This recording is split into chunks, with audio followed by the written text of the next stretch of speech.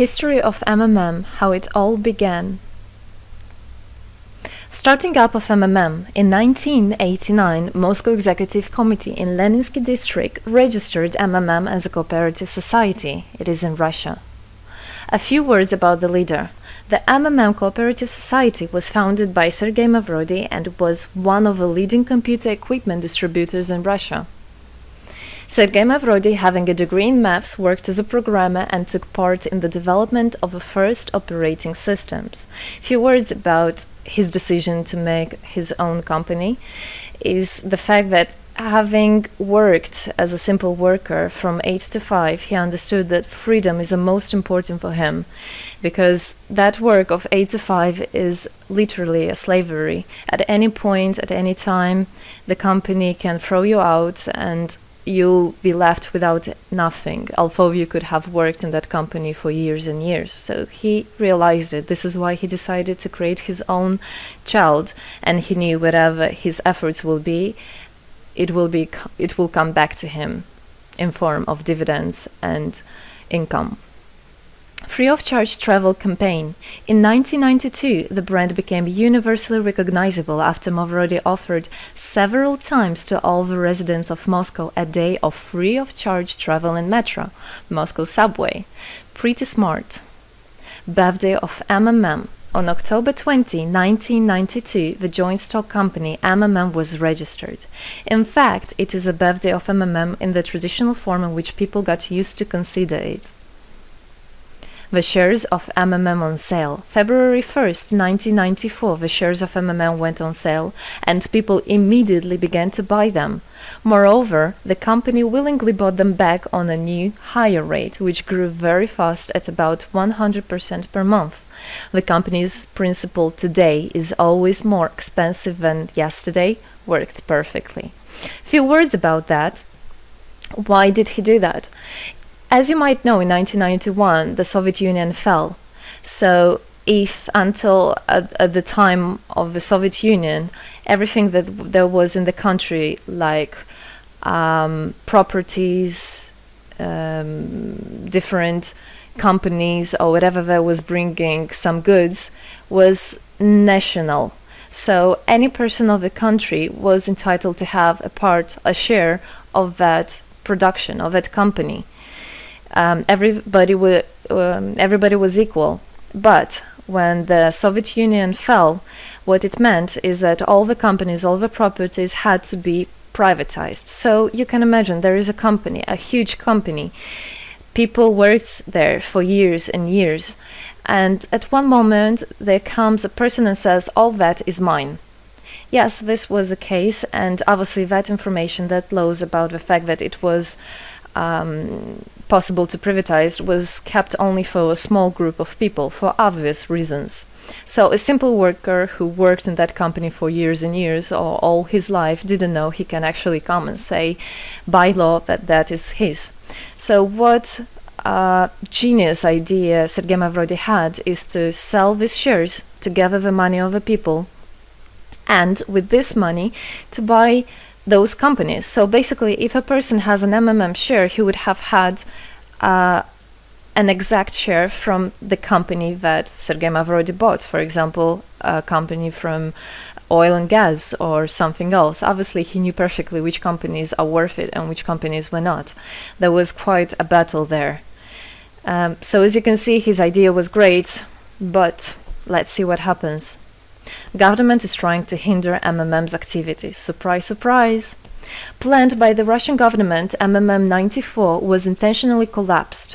It began when tax inspectors accompanied by OMON officers passed through the crowd of depositors and went inside the central office of the company to give a notice about the planned tax inspection.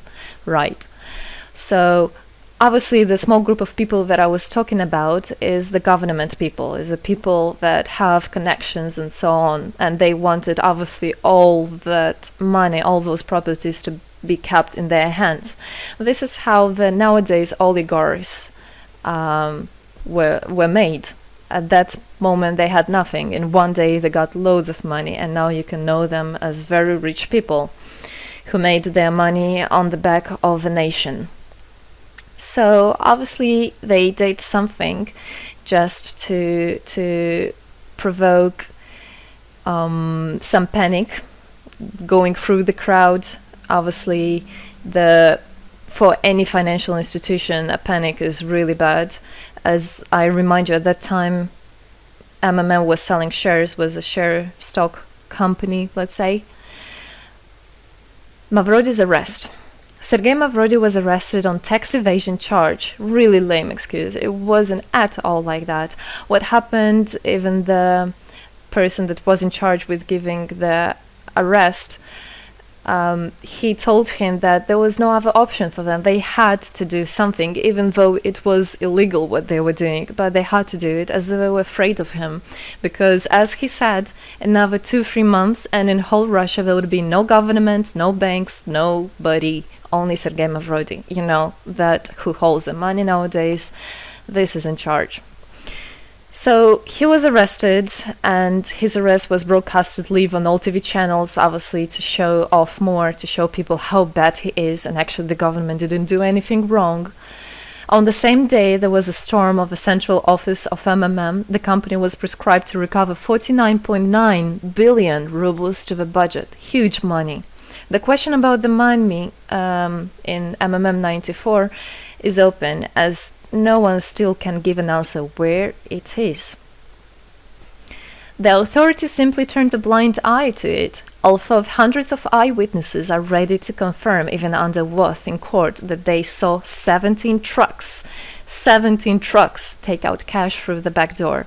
So unfortunately, at that time, there was no internet, no bitcoins, no other internet wallets, and all the money were obviously kept in cash in the MMM offices. And the government took advantage of it. They just came, took it out, and then they said nothing. Moreover, they didn't say where the money went. They even made the way to make people believe that Sergei Mavrody was the one who took all those 17 trucks of money and disappeared. But obviously it wasn't the case. It was a simply lame excuse. Demonstrations against state authorities. August 1994. Thousands of MMM depositors affected by the artificial collapse of the pyramid protested and demanded to set Mavrody free. Actually, Mavrody could have used his powers and do bigger protests, but he decided not to do that, as that would made as obvious a different protests of this type. Could be people injured or even killed, so he decided not to use people in this purpose. It was very noble from him to do that. MMM leader became a deputy. However, he found a way to get out of the prison. Being imprisoned, Sergei Mavrody had managed to register as a candidate for a deputy of the State Duma and was released from prison. He won the elections by a landslide and became the deputy of the State Duma of the first convocation.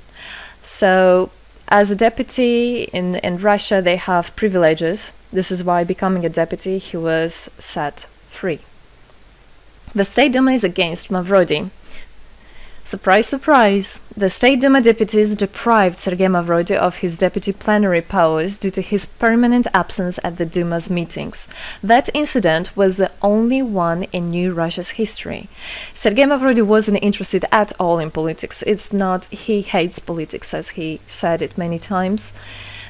So he became a deputy only for the reason to get out of a prison. That's it. He wasn't interested to go to at their meetings, as he himself considered as well the people there as being quite silly and not worthy to spend time with.